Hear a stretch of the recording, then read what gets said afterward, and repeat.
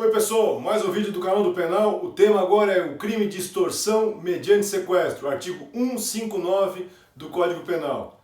Estamos diante de um crime que protege o patrimônio, mas também protege a liberdade de ir e vir e subsidiariamente também a integridade física e a vida. Então a extorsão mediante sequestro é um tipo de crime patrimonial, porque o principal objetivo do criminoso, do agente criminoso, é a obtenção de patrimônio e portanto é um crime patrimonial, mas que também protege subsidiariamente a vida, a integridade física e obviamente a ideia do ir e vir. Bom, a ideia aqui é bastante simples, esse crime é muito fácil de entender, tá? Vejam só, o verbo é sequestrar.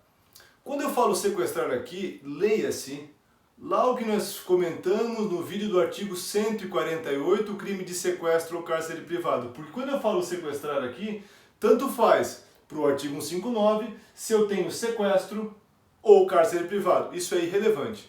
Relembrando, sequestro é a privação da liberdade com um pouco de possibilidade de ir e vir. Por exemplo, eu boto a vítima numa ilha e lá ela pode se movimentar livremente dentro daquela ilha. E o cárcere privado é aquela ideia de restrição da liberdade maior ainda. Por exemplo, trancar a pessoa num quarto, num porão, numa garagem. Então essa é a diferença dos dois casos, mas para extorsão mediante sequestro, pouco importa. Quando eu falo sequestrar, eu falo em privar a liberdade e tanto faz se é mediante sequestro ou mediante cárcere privado. Bom, continuando aqui a evolução do artigo, vejam só, gente. Ele tem é um crime doloso, né? Então é um crime em que eu exijo dolo na conduta e além disso há um querer especial, ou seja, um elemento subjetivo do tipo, que é com o fim de obter para si ou para outrem qualquer vantagem como condição ou preço do resgate. Bom, importante, tá? Esta vantagem a que se refere o artigo, obviamente, tem que ser uma vantagem econômica, uma vantagem patrimonial. E por que isso? Porque é um crime contra o patrimônio. Então, necessariamente aqui, há que se buscar uma vantagem econômica, há que se buscar uma vantagem de caráter patrimonial. E aí, gente, a doutrina divide a condição ou preço como forma do resgate. A ideia é que preço é valor em dinheiro e condição é qualquer outro tipo de vantagem patrimonial. Certo, gente? Bom, continuando aqui no 159 ainda, a gente olha só que interessante. Este crime é um crime formal.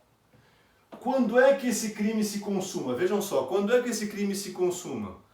Quando eu tenho a privação da liberdade da vítima com a intenção patrimonial. Então veja, simplesmente privei a liberdade da vítima, já com a intenção patrimonial, o crime está consumado. Eu sempre brinco de dar um exemplo, que é sempre o mesmo que eu dou, porque esse exemplo é bem fácil de entender. Tu imagina que tu sequestra uma pessoa, mantém ela no cativeiro, e tu fazes uma carta, por exemplo, para a família dela, exigindo uma quantia para o resgate dessa pessoa. Enquanto tu está preenchendo aquela carta, a carta fica pronta, a vítima é resgatada pela polícia, que te prende em flagrante. Vejam, tu sequer pediu o resgate à família, porém, como está provada ali a intenção patrimonial, eu tenho o crime de extorsão mediante sequestro consumado. Tentativa é possível? Sim, é possível. Quando eu tento privar a liberdade da pessoa, não consigo, porém, claro, preciso demonstrar a intenção patrimonial. Então, gente, é bem simples. Quando é que consumo esse crime? No momento em que eu privo a liberdade da vítima e demonstra, é claro, a intenção patrimonial. Tentativa é possível se eu demonstrar, se a vítima não foi privada da liberdade, e eu posso demonstrar o quê? Que havia a chamada intenção patrimonial. Questão importante. O que diferencia, gente, até vou voltar para ficar mais fácil a visualização aqui, o que diferencia o artigo 159, nós estamos tratando aqui agora, do artigo 158, parágrafo 3º, que vimos no vídeo passado, aquele crime chamado sequestro relâmpago, ou a extorsão qualificada do parágrafo 3º. Qual é a diferença dos dois casos? É bastante simples. Na extorsão mediante sequestro, eu privo a liberdade de uma pessoa para exigir que outra pessoa pague o resgate. Enquanto na extorsão qualificada do parágrafo 3º, ou seja, artigo 158, parágrafo 3º, a mesma pessoa que tem a liberdade privada é que eu vou exigir que faça alguma coisa ou deixe de fazer alguma coisa. Tá? Então essa é a principal diferença. Bom, continuando aqui, gente, nesse crime que é bastante simples de entender, rapidamente aqui. Bom, é um crime permanente. qual é a relevância de ser um crime permanente? Isso traz algumas questões importantes. Primeira questão importante. Enquanto o sujeito estiver com a liberdade privada, a vítima, o crime está acontecendo, ou seja, o crime está se consumando. Resultado, primeira consequência disso, não corre prescrição. Então, enquanto a vítima estiver lá trancada, estiver com a sua liberdade privada, a prescrição não corre. Quando é que ela vai correr? Do momento que a vítima é libertada ou foge, aí começa a contar a prescrição.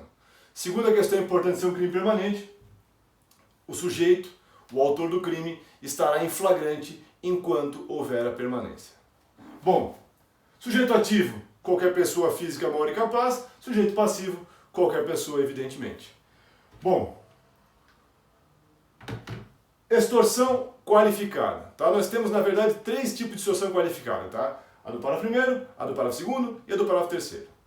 Parágrafo 1º. Muito simples as qualificadoras do parágrafo 1º. Primeira delas, se dura mais de 24 horas a privação da liberdade. É um critério objetivo, durou mais de 24 horas, a pena será qualificada. Segundo critério, se o sequestrado tem menos de 18 anos e mais de 60. Também é um critério objetivo, a idade cronológica, menos de 18 e mais de 60 anos.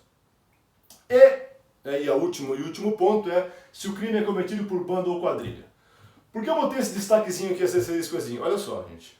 O crime do artigo 288 do Código Penal, que era o antigo crime de formação de quadrilha ou bando, e por isso aqui tem quadrilha ou bando, ele tinha uma redação, até 2013, que dizia assim: associarem-se mais de 3 pessoas com o fim de cometer crimes. Ou seja, a lei exigia para o crime de quadrilha ou bando 4 ou mais pessoas. A nova redação do artigo 288, que foi dada pela Lei de Combate às Organizações Criminosas, a Lei 12.850 de 2013, esse crime aqui passou a se chamar associação criminosa, e a única alteração que teve com a redação original lá do artigo 288 é que agora a lei já pune a reunião de 3 pessoas. Então agora 3 pessoas que se reúnem objetivando cometer crimes, de maneira estável, é claro, já se configura a associação criminosa. Porém, vejam só que no artigo 159, a lei exige bando ou quadrilha. Portanto, só haverá majoração de pena.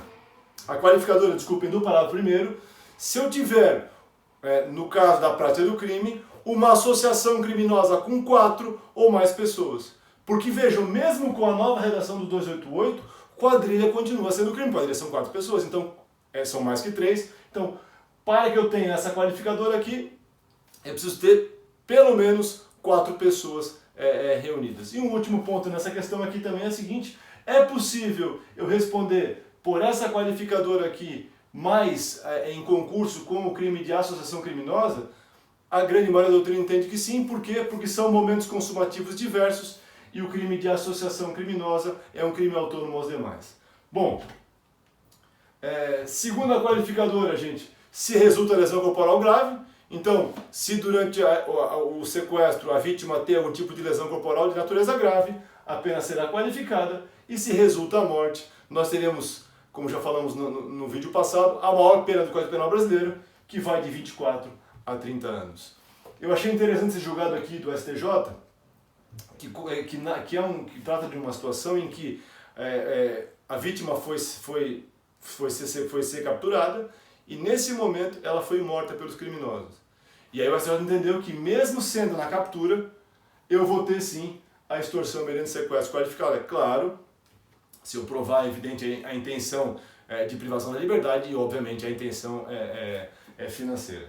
Bom, estamos encaminhando para o final do vídeo. Rapidamente para terminar esse vídeo aí, gente, olha só, antes de entrar nesse ponto aqui, a extorsão mediante sequestro é um crime de ação penal pública incondicionada, que é julgada pelo juiz singular, tanto faz, né, se é a simples, a qualificada, ou até a que tem resultado morte, porque não é um crime contra a vida, e sim um crime patrimonial. E o último ponto interessante é que nós temos aqui, no parágrafo 4º, um tipo de colaboração premiada, na época chamada delação premiada.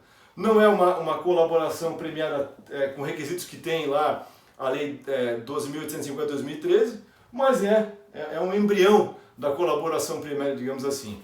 E é aplicável quando? Quando eu tenho um crime de extorsão mediante sequestro em que eu tenha vários participantes, né, não necessariamente uma associação criminosa, mas vários participantes, em que um deles denuncia à autoridade os demais membros que participaram desse crime, e isso faz o quê? Ajuda a libertação da vítima. Se isso acontecer, o juiz, ao longo do processo, se ele reconhecer essa circunstância, pode reduzir a pena do sujeito de 1 a 2/3. Certo, pessoal? Então esse foi o crime de extorsão mediante sequestro. Um abraço a todos e até o próximo vídeo.